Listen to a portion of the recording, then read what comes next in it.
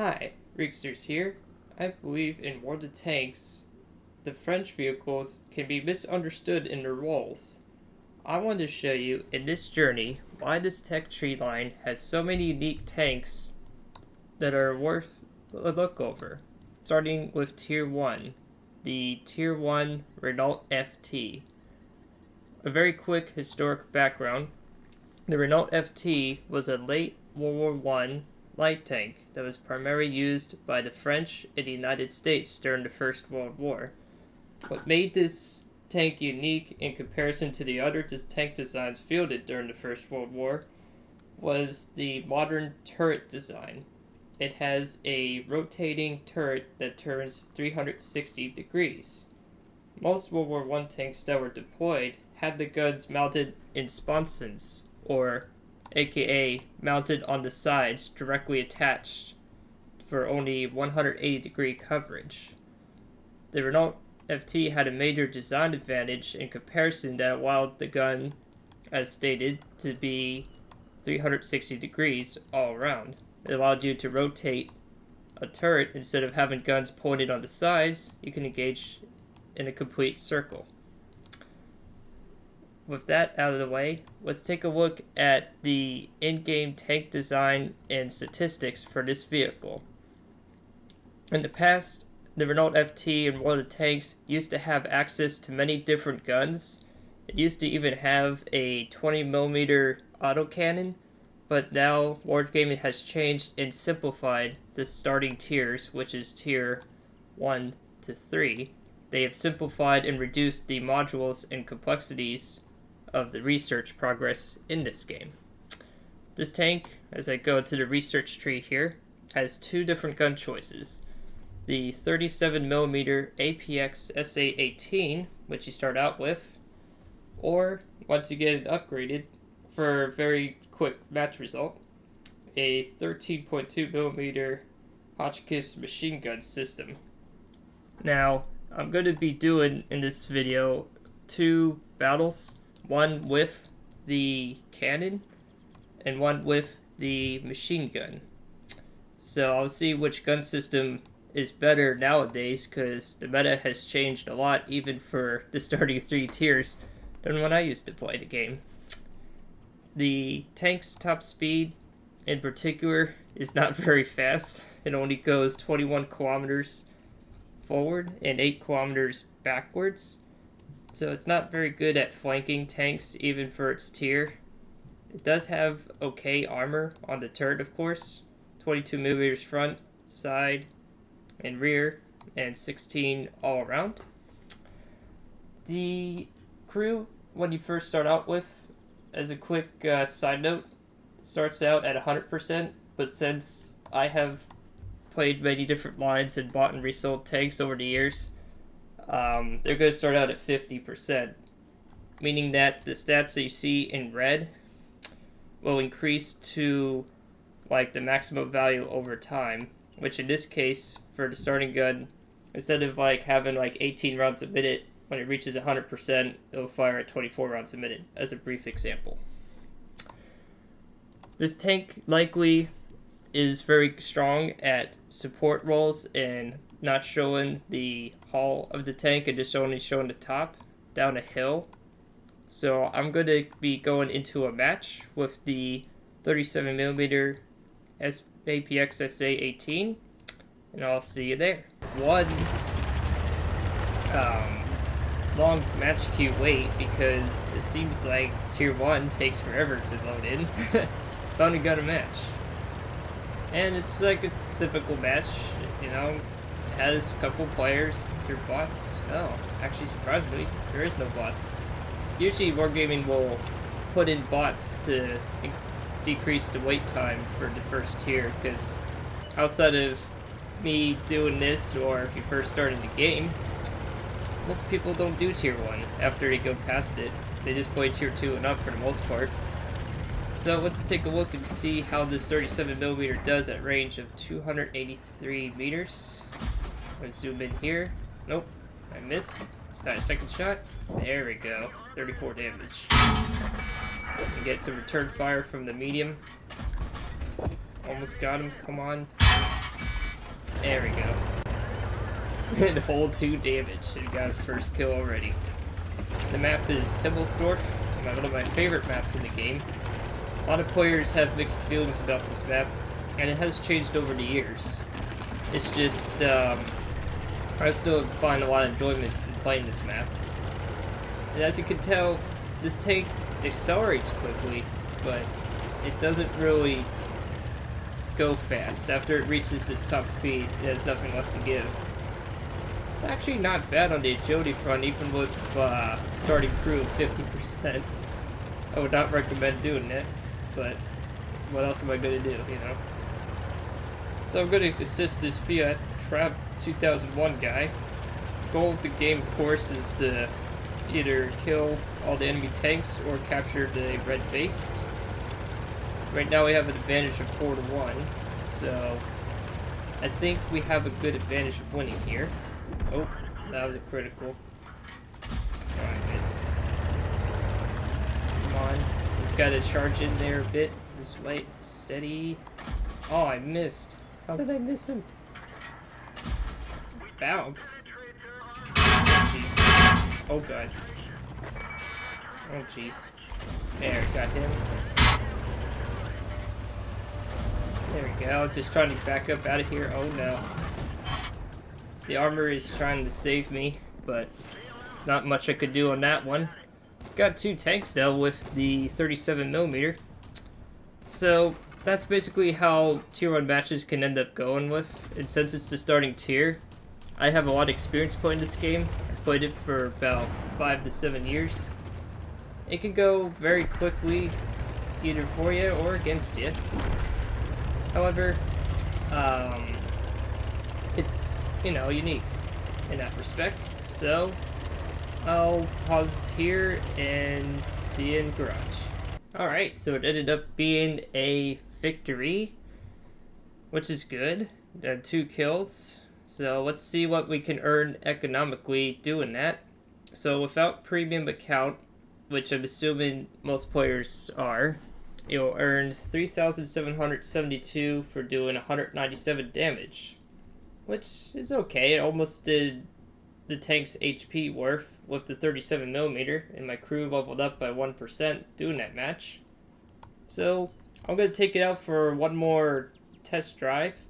I think maybe trying out the 13mm machine gun might result in something more interesting. I'm going to try mounting that here.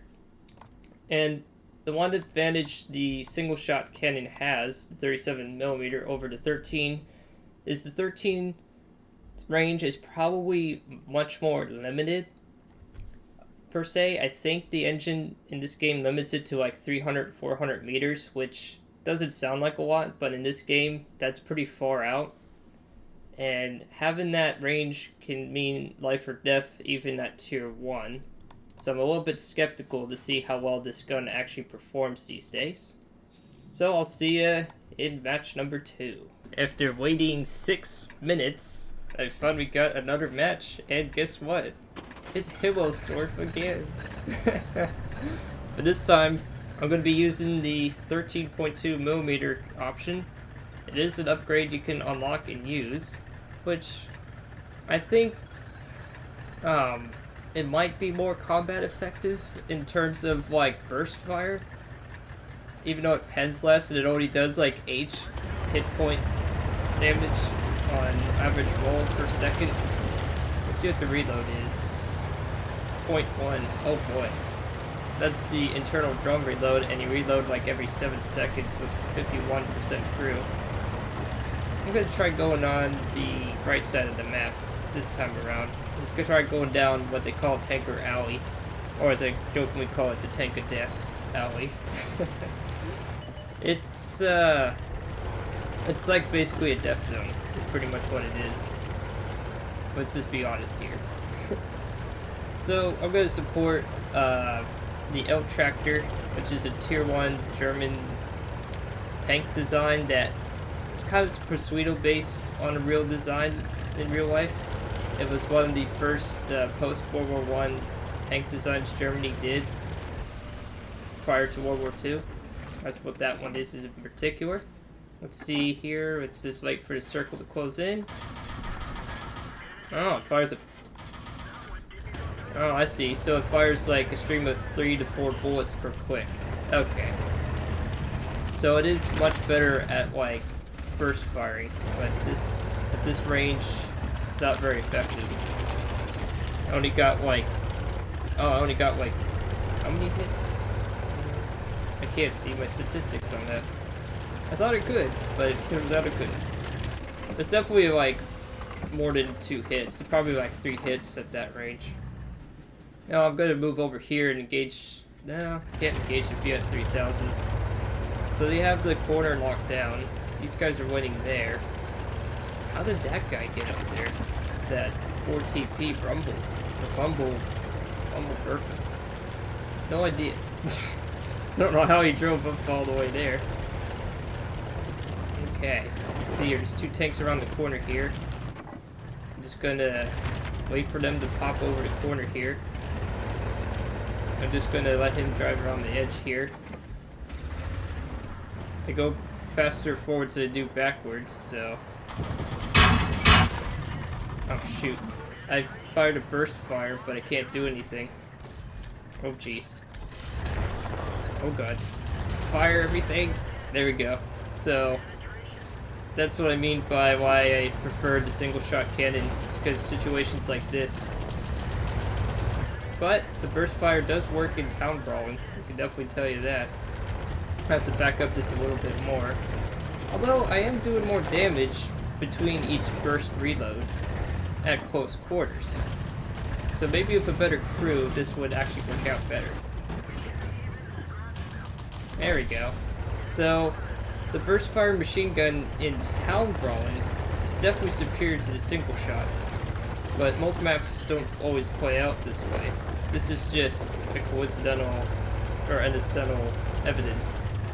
However, it is definitely more fun seeing a stream of bullets go at these tanks. This is comical. I'm going to let him know I'm reloading with the F8 key, even if he doesn't bother to reach yet. Please let him know. Alright. Oh shoot, I missed. I killed the one guy, so I got 2 kills again. It does seem like it's easier to track targets. Oh, here comes another guy coming in, Scrub. Alright, I'm gonna charge the Renault. I'm gonna charge my own self here. There we go. Yep, it just rapid fire clicking. They'll just spam the mouse button to win. Wow. Jeez. I definitely outputted more damage and got 1 more kill. But this is gonna likely be a lose because it's 5 to 8 and we're losing health rapidly.